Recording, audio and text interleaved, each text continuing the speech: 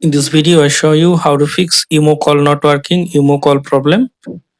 For solving this problem, go to Play Store, check IMO update, search for IMO.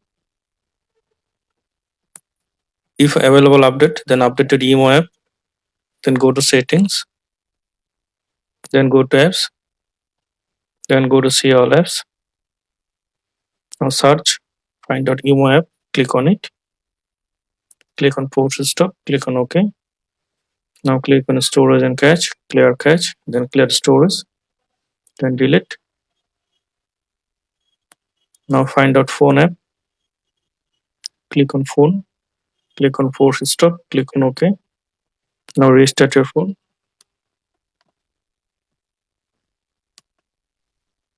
After restart your phone, now open IMO app.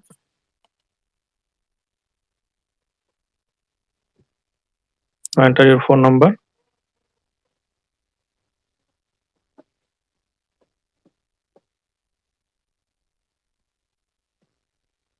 Now call someone. Now I hope that this method fix IMO call problem.